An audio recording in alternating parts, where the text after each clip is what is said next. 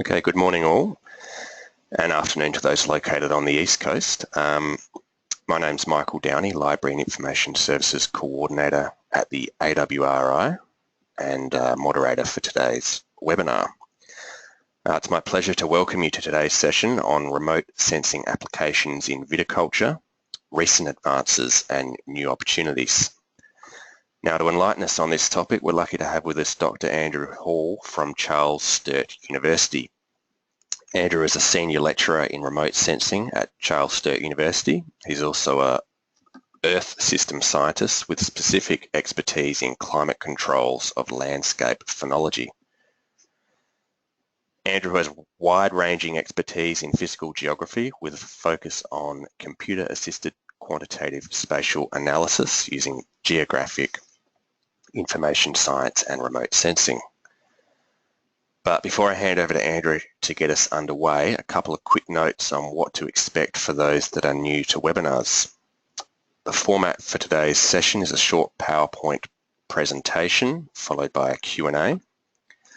The webinar is being recorded and will be available to view via the AWRI website. It's important to remember that webinars are interactive and there are a number of ways you can get involved. To ask a question, please type into the question section of your control panel in the bottom right corner of your screen.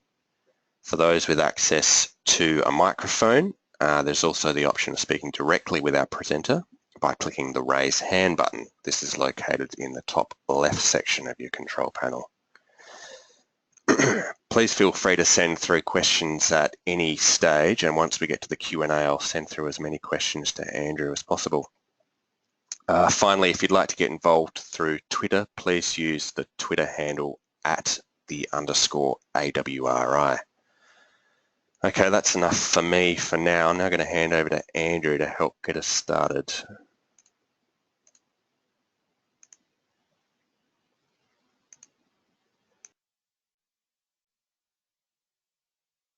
Okay, thank you, Michael. Well, today I'm just going to go through a presentation that I gave at the International Terroir Congress, which was in Oregon in July. So Paul Petrie asked me just to basically repeat what I said there. I only had 15 minutes at that Congress, so I was able to add a few more slides into this particular version.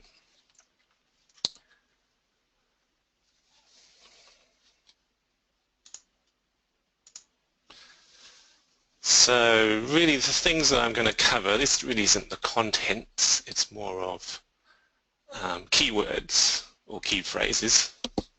So I've got remote sensing of vineyards, obviously, so I've been working in this area for probably 15 years or so now. And I'll just go through some of the things I've picked up that were new to the people I was talking to. They might not be so new to people in Australia. This leads on to some of the work that I'm currently doing, which is looking at more detail in the phenology within vineyards and the spatial variability that you get within vineyards and how that affects their performance. One of the key things that the research is built around, and I didn't actually realize this until the term came to me later on, it's called object-based image analysis. So I'll go through and you'll have a good idea of what that means by the end of the seminar. And the particular session title that I was involved in that conference was vineyard zoning, so I had to sort of relate it back to vineyard zoning at a slightly larger scale. So I do vary between different spatial scales as we go through this seminar. And image classification, of course, is one of those ways in which we zone, but different spatial scales. Different things are important. And at the terroir scale, people have different ideas of what terroir means. So I'm going to try to think about things in terms of scale instead. So to get stuck in, we've got an image here which basically shows you what I see when I'm looking at an image of a vineyard. And we've got an Ndvi image in the background, so a normalized difference vegetation index image. Red, the way I do things, is a high value it goes through the blue, which is the low value. So we got the red pixels in this one. That means you've got a high density canopy of the vineyards. And vineyards, especially in Australia, they are very well laid out and they're quite exact. So we can very easily estimate exactly the locations of each one of the vine trunks where they're planted within the vineyard. We only need to know the corners of the vineyard and the spacing of the rows and the vines within that vineyard, and then we can use an algorithm to work out exactly where each vine trunk is. And those are the green dots in this particular image. And then you can use a little bit of trigonometry to work out where an area is around each one of those vine trunks that sort of estimates, doesn't exactly, but estimates the canopy that's associated with each one of those trunks. And so you can see the little grey boxes around each one of those vine trunks going in a sort of a direction that's sort of northwest to southeast. Each one of those grey boxes is an object. So the object is a group of pixels that you have associated with a particular thing. So each one of the objects in this particular vineyard is obviously one of the vines itself. So we've got several different pixels that come into each one of those objects. And if you're working out the metrics, so the average normalized difference vegetation index of each one of those pixels within that object, then you've got a more accurate and more precise descriptor of the canopy of that particular vine. So that's what we mean by object-based image analysis. It's basically a collection of pixels for one particular discrete object. And obviously in a precision viticulture context, an object is a single vine. So that method of processing I've been using in my research projects. So this small vineyard that you see here, we've got each individual vine has been measured, and we've taken the imagery, we've done object-based image analysis, and then we've categorized those vines based on probably the average Ndvi. This was back in 2003, I can't exactly remember. And there was a good correlation here between anthocyanin content of the fruit at harvest that came from the different sets of vines. We think we did 52 vines altogether in this vineyard, and we found a correlation, well, a coefficient of determination, the R-squared is 0.25, which is actually quite high. And if you split up the vines that were in the red section, so the smaller vines are the red ones, the big vines are the green ones, then we found that there was a very significant difference in the anthocyanin content. And it's not just anthocyanin content, there's lots of different composition metrics that we've found correlations with, but it's a little bit more complicated than a lot of people think. It varies what those correlations strengths are between vineyard and vineyard, and even what fruit composition elements will correlate with vineyard canopy that you get from remote sensing metrics. And they can also change over time and within a season how those correlations behave. So as we go through, hopefully you might get some idea of how that spatial and temporal variability across vineyards, between vineyards and across time affects how well you can apply remote sensing to manage a vineyard. So as I was saying, we've noticed that in this particular vineyard, in this study, we did see a variation in the strength of the correlation across time. So I've just got a little diagram up in the top left here which just shows the correlation changing over time. We've got days after bud break along the bottom, and then we've got the correlation coefficient between total soluble solids and the canopy density, which is measured as the mean Ndvi of those objects that take up individual vines of the sample vines that we were looking at. And then we just worked out a correlation between those two, and that correlation coefficient changes as you go across the season. You can see for total soluble solids in this particular vineyard there was a couple of significant ones, but nothing really sticks out there, so it wasn't a particularly good predictor of total soluble solids. we did some analysis of the fruit, a little bit more detail. So we got the anthocyanins, the total phenolics, the berry weight, and the yield, and we did see some stronger correlations, particularly for anthocyanins and phenolics in this particular vineyard, and they did have strong negative correlations between high anthocyanin or total phenolic content and smaller vine canopy. Towards the end of the season, you can notice that at the start of the season, so closer to the flowering and bud break, there wasn't very strong correlation, but once the canopy had developed, it was fully extended, you can see that there was quite a good negative correlation. For berry weight and yield, you can see there was a negative correlation close to the start of the season, and then sometimes there was a positive correlation at the end of the season. So there was a change that was occurring within the vineyard. In this particular vineyard, I should mention, it's just one vineyard that we were looking at here, but there was a change occurring in terms of the direction of the correlation across the season. The things that you see there, they're just looking at canopy density, so that was the mean normalized difference vegetation index of the pixels that made up each one of those vines. So we're using quite high spatial resolution. I think it was about 25 centimeter pixels. So that's what we were using there, the mean Ndvi. But we also worked out the canopy area, and that was just a count of the number of pixels in the object that we were looking at that were above a threshold Ndvi. It just gave us a slightly different metric. And you can see for that one there was slightly different correlations that we got. If you look particularly at the anthocyanin and total phenolics relationships there, you can see that they started much earlier after bud break. So canopy size early in the season was a better predictor of the fruit composition. And it's this variability that you see between how you decide to quantify the canopy of your vineyard.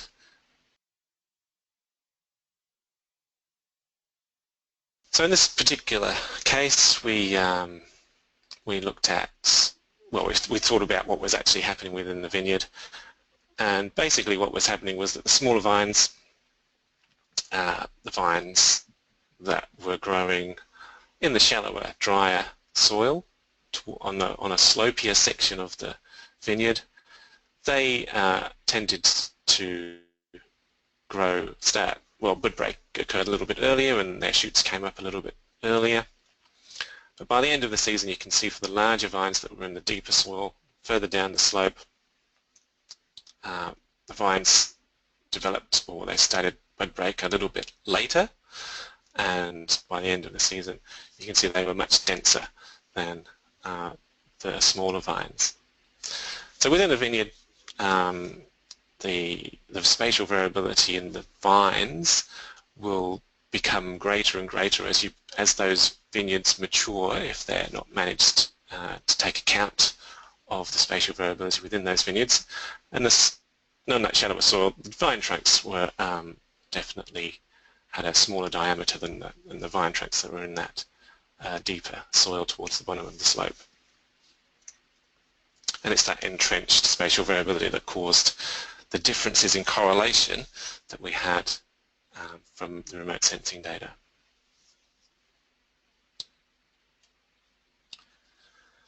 So there's a little bit of a segue here. So I've been looking at spatial variability at the precision viticulture scale, so within vineyard scale, but at a much larger scale, and we mentioned that soil was an important determinant of that spatial variability within vineyard scale, but at a much larger scale, climate is much more important. I think because this was a terroir conference, I sort of had to go into this climate side of things a little bit. And it did allow me to bring in this research that we did characterising the different climates of the different GIs within Australia, and we were able to compare the growing conditions effectively because of the heat accumulations and the variation in those heat accumulation across the year for each one of these sites. So there was quite a large variation, of course, across Australia. We have everything across a range of from too cold all the way up to too hot. So we've got the very coolest area, southern Tasmania, all the way down to the hottest area, South Burnett. It's in southern Queensland. But there was, in some of these areas as well, we noticed that there was a fair degree of spatial variability within those GIs as well, and that means that there's a significant difference in the terroir between different regions within a particular GI.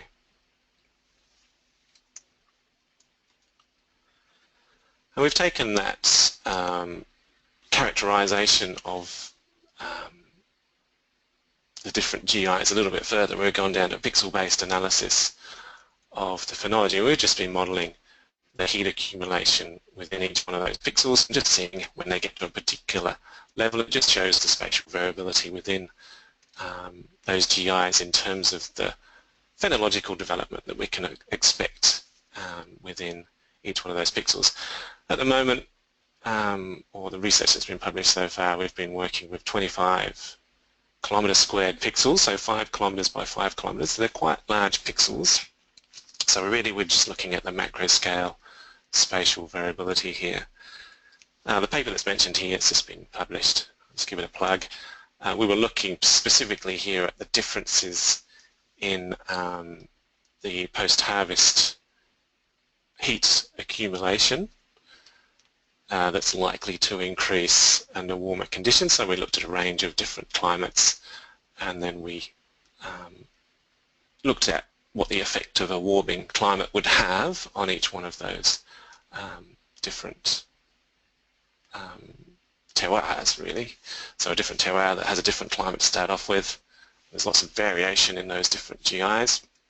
We apply one single warming scenario, and then we look at the differences in the change that we got in that post-harvest heat accumulation period. Obviously before the leaves fall off the grapes, the vines.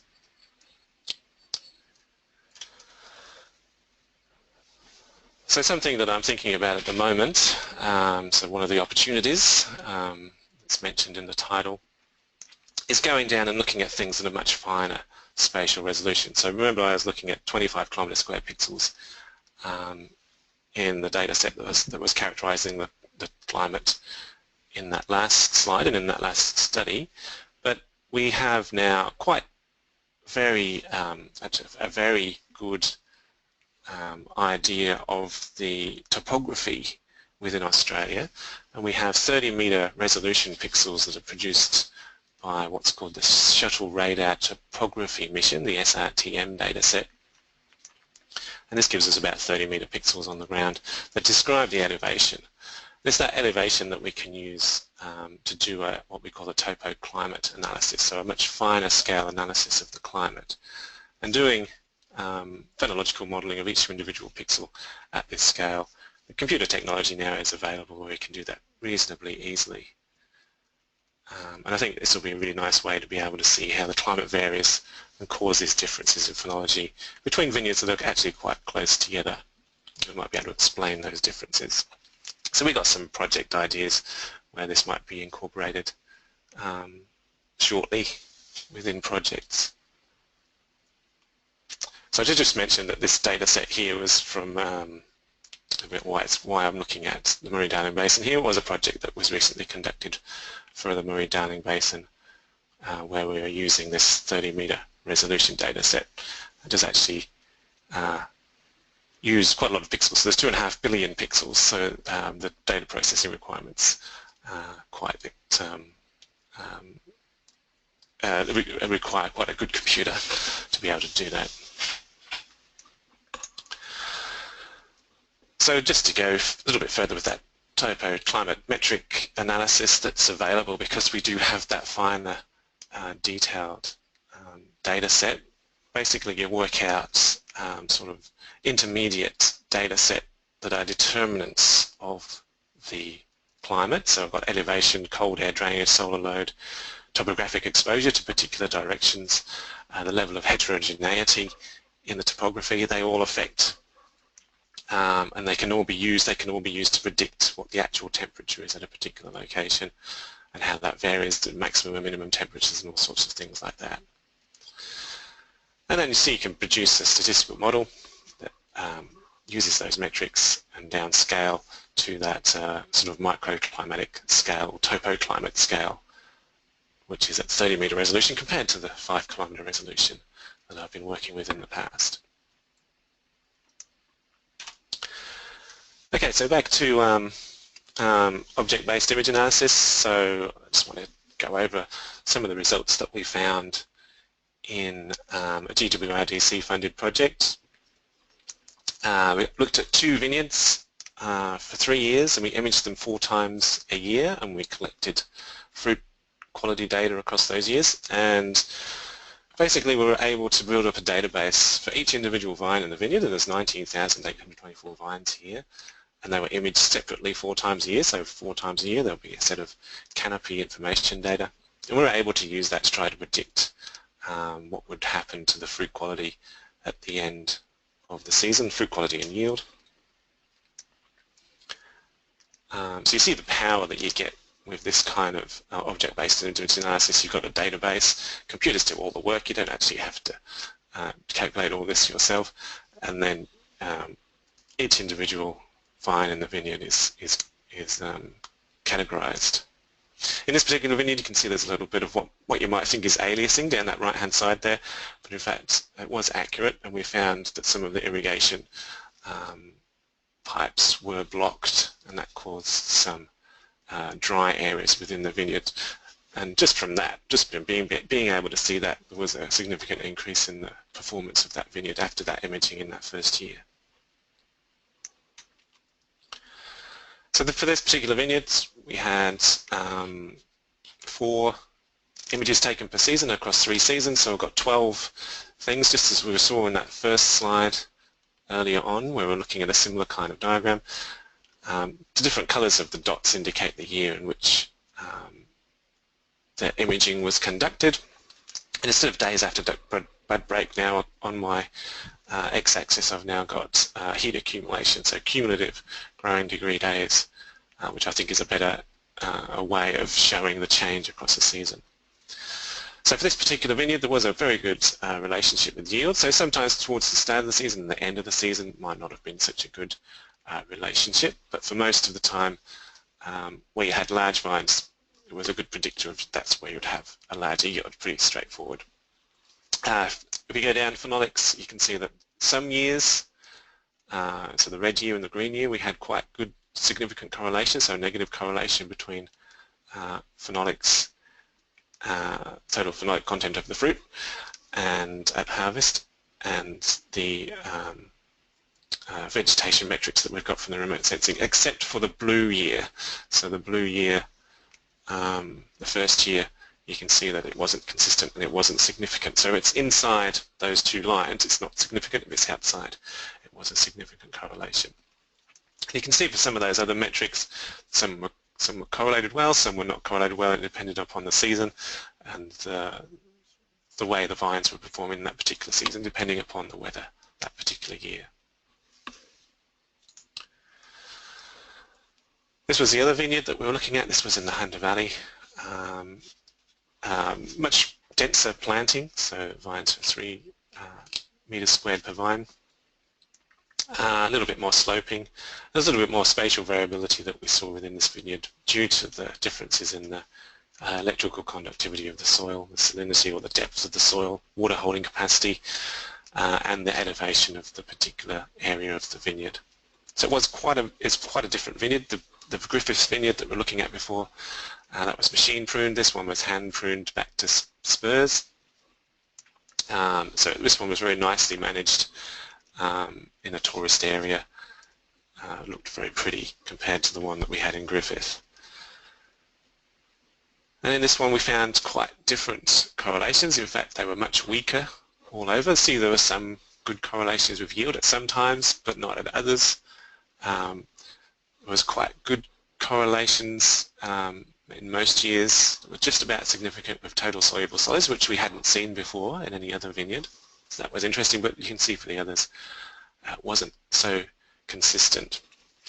And this is probably because it was such a well-managed vineyard that the vines were less heterogeneous, so there was not so much spatial variability within the vineyard that the remote sensing could pick up, and therefore give us predictions of how things would vary within that particular vineyard.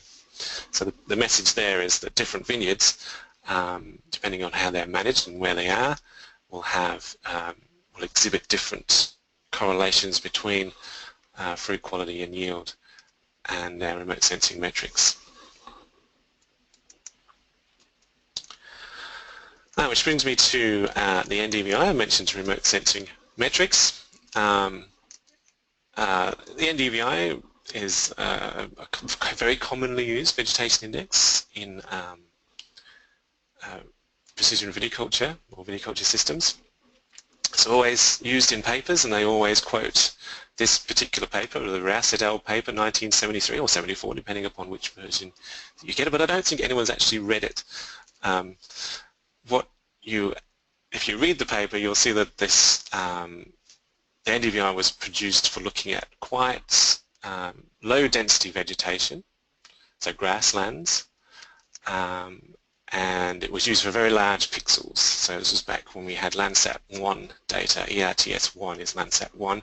I think the pixels were about 80 meters by 80 meters. So large pixels, very low density vegetation. The Ndvi worked really well for this particular case, but we have our very high resolution, spatial resolution. We're using drones to get the data. We've got very high density vegetation where you've got the vine canopy. The Ndvi doesn't work so well in those situations. And why it doesn't work very well in those situations is because as you get more leaf layers, the Ndvi starts to saturate. So this was a little experiment I did a while ago. If you've got one leaf layer, your Ndvi gets close to 0.8, 2 layers, it's about 0.83, 3 layers, it just goes up a little bit, and after that there's virtually no difference. Of course, if you're looking at vineyard canopy, pure pixels of the vineyard canopy, number of leaf layers might be quite high, and you're not going to get much variability in those, and therefore your accuracy that you get using the Ndvi might not be so great. So as part of that study that I was showing across 3 years for those 2 particular vineyards, we also looked at lots of different vegetation indices, and we compared, using that object-based image analysis technique, those different vegetation indices just to derive the data set.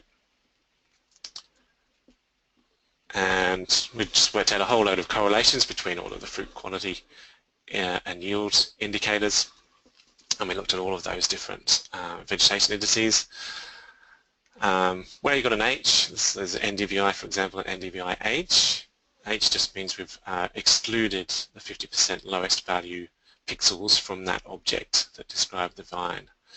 Basically, if your Ndvi without the H, where using all of the pixels is higher than the Ndvi H, that just indicates that Ndvi is just indicating the vine size rather than the, any metric of the density. So just to pick out some of the commonly used ones, so Ndvi, number of correlations with all of the different metrics across all of those vineyards across all years. It's shown in that bold in the end there, so higher number means that's a better ratio or vegetation index to use, so it's quite good for the Ndvi. Simple ratio, sometimes that's called the plant cell density. It's a more simple metric, had a lower correlation, and the best one was the triangular vegetation index, and that had the highest number of correlations, and you can see the highest number of strong correlations with alpha values less than 0.001. There were 72 cases where we had much better correlations. So based on that analysis, we decided to use the triangular vegetation index and just use the 50% highest value pixels that are within each particular object.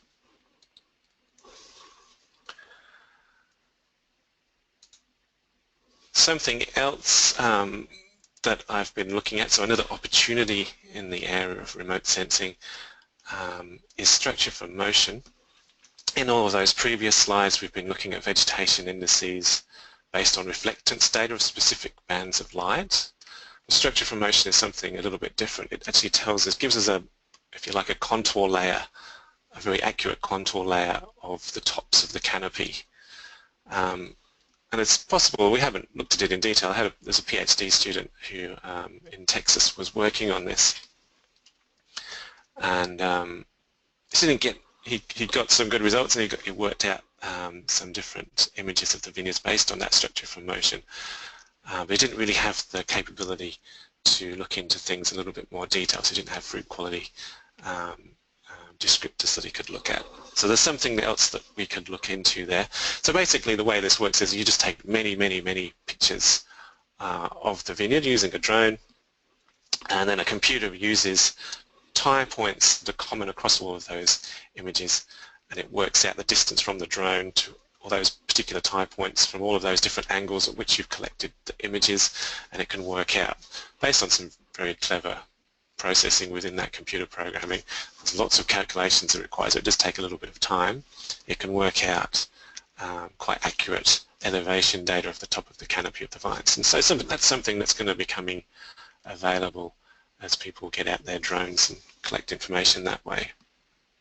So it just adds an extra amount of information that we might be able to add into looking at metrics that describe canopy more accurately. So these are just some visualizations of those data sets. You can see the one on the right there. You start building up an idea of the height of the different vines within the vineyard there. Okay, so finally just quickly go through a few slides that describe some zoning. So I've got ISO cluster classification, which is a sort of an established way in which you might use spatial data to zone different contiguous homogeneous spatial areas within a particular larger area. And then I'll go on and talk about object-based image analysis classification, which is a new, more spatially explicit method of zoning spatial data. So here's for that vineyard in the Hunter Valley that we looked at. We had an electrical conductivity survey of that vineyard. That's quite a large spatial variability. We did it just after some rain, so water holding capacity was more what we were showing here. And we also had the elevation, so there's a big drop to about 20 meters from the top to the bottom of that vineyard, and towards the bottom of that vineyard there's a dam. Probably kept the water holding capacity a little bit higher down there. What the ISO cluster classification algorithm does, it just combines both of those two data sets. You don't have to just have two, it could be many more data sets, so many bands of the spectrum. You might have other things such as fine trunk diameter as well that could go into this data set, and that could all be used to split the vineyard up into particular zones. So this is the output of just using a simple ISO cluster classification within a GIS, and it just produces different zones that have similar characteristics to those other zones, and they might be separated out. So you can see those dark blue zones are separated out, and it thinks that those are more likely to be similar in terms of the environment that produces particular vines that are growing at those locations. So just a reminder, that was what the remotely sensed canopy size from the object-based image analysis data set comes up as, and you can see there's a pretty good correlation between what we saw, the ISO cluster classification of the environmental conditions and the canopy expression that we got from the remote sensing. So we were able to use that to produce a fairly efficient yield sampling protocol that cut down the number of vines that you had to sample in order to get a fairly accurate indication of the yield just by sampling 3 vines within the vineyard rather than just going out randomly and doing it. So object-based image analysis, so ISO cluster classification, that's a recent advancement. Object-based image analysis classification is an opportunity. So it's a new way in which we zone our spatial data. I don't actually have an example from a vineyard yet, so I do have this image of some varying vegetation. So very high spatial resolution data here. I think it's less than 2 centimeters. Just true color image. So just got 3 bands of the visible part of the spectrum.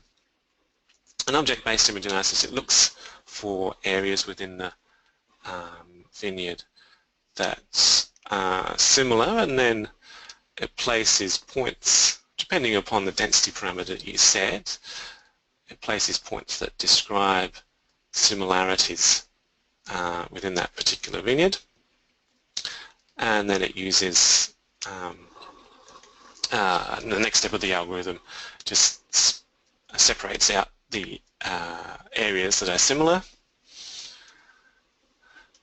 and then you can obviously just as we did before, you can work out metrics based on each one of those objects. They're no longer homogeneous, same shape and size. We've now got lots of different shapes and sizes. So we could, obviously in a vineyard you've got spaces and things like that between vine rows, so we'll have to think about how we can deal with that. But I can see this as a way of directly going and getting vineyard zones information that also takes into account a bit of spatial information and not just the values of the individual pixels themselves. So that's what it looks like. Those are the different objects that we can produce, and then we can classify those into different categories, and then we can look at putting those categories in terms of what type of vegetation that we've got. Obviously in a vineyard it's going to be a little bit different, but the same principles would apply to getting different information there to classify the zones within a vineyard. Okay, so we're on 40 minutes. That brings me nicely to the summary. So just this goes back to what I've been saying. So remote sensing of vineyards was the whole thing in this. We were looking at some things that have been recently produced in the last 10 years or so, and some of the things that I can see where there's more opportunity in the future, especially because lots of people will be using drones and thinking about how we can use that information. Some of the phenological implications of some of that research by looking at different times across the season. And something that I haven't mentioned as well is just drawing in some of that phenological data from remote sensing, so looking at how a vine changes across the year and how that affects the prediction of fruit quality and yield towards the end of the season. Object-based image analysis, of course, that was one of the main things. So collecting pixels together. So for drones, we're getting very high spatial resolution imagery. We want to collect those pixels together, and that gives us good, more accurate metrics for describing individual vineyard vines within a vineyard. And that led on to vegetation indices. Ndvi, probably not the best one to be using. Use one that has a better differentiation of very high density vegetation. And then we looked at image classification and how object-based image analysis classification works as opposed to just object-based image analysis. So there's a classification component to that OBIA system. Just finally, just some people who I've worked with that have contributed to the slides that I've got here. I'm not going to read out all of those names, and about half of the research in here was funded by what used to be the Grape and Wine Research and Development Corporation. The other half is probably just stuff that I've just done on the side within this. You can blame me for what you didn't like. Okay, so that brings me to the end, and I'll hand back to Michael. Thanks for that, Andrew. We'll move from here straight into a Q&A. So if you've got any questions for Andrew, please start sending them through now. He'll stick around for a little while to answer any questions you have. So while we wait on a couple of questions, I'll just remind you about the next AWRI webinar, which is next Thursday on the 13th of October. And we've got the AWRI's Martin Day presenting Measuring Up Authentication Analytical Tools to Test Wine Provenance.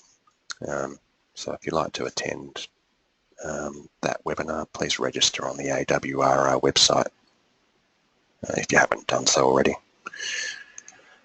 So we're still waiting on a question Andrew. We'll probably stick around for another 30 seconds or so to see if any questions come through. And if not, we'll start to wrap up. Before we do that, did you want to make a final comment or say anything before we finish up here? No, I think I covered everything. Okay, great. You mentioned a couple of papers in your presentation, particularly one you'd published recently in the International Journal of Biometeorology. If any listeners out there want to get hold of this paper or any other papers that Andrew's mentioned in his presentation, please contact the AWRI library and we're happy to supply. So we might leave it there, Andrew, given we've got no questions. Okay.